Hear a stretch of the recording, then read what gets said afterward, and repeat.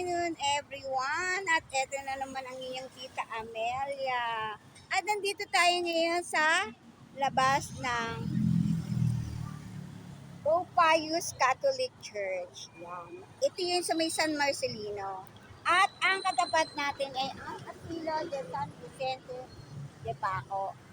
Yan yung orphanage yan para sa mga young boys and girls yan. At dito nga ay nagkaroon ng tirahan para sa mga magbibigay ng pagkain na tuwing Tuesday, Thursday at Saturday, according kina ate, ay nagpapakain dito ng libre yung mga sponsor ng Pulpan. Ate, thank you.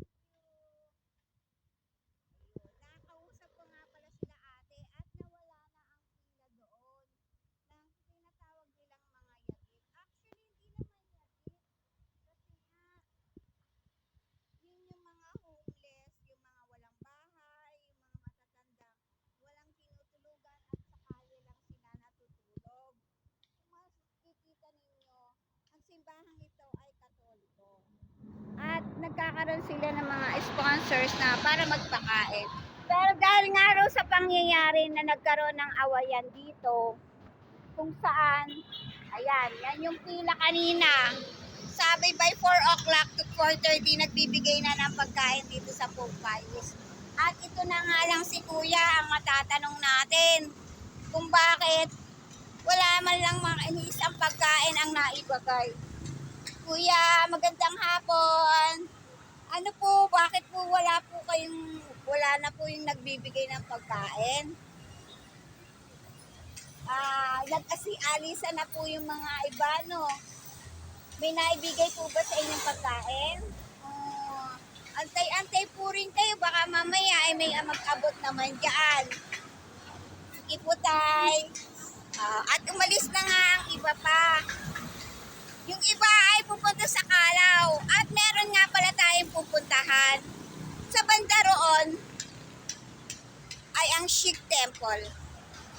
Nasa background ko ang Pope ng, ay ang, ano ba to? Cardinal ng Pilipinas.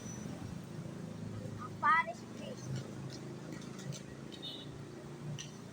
Father Jose Advincula.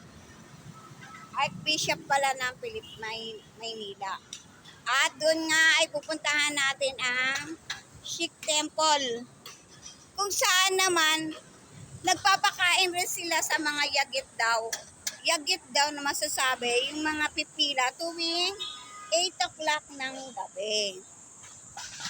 Actually, ang Sikh Temple, pag gusto niyo kumain, ay meron naman silang mga pakain sa loob pag nagbisita ka.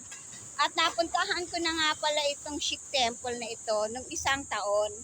Kaya naman, ngayon ay papasyal tayong muli dahil gusto ko talagang mag-wish ulit at pasyalan ang templo. Kaya lang, bawal ang vlog sa loob.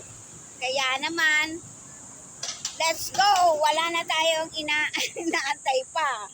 Gora na tayo dahil wala na tayong aantayin pa. So later on, keep you update.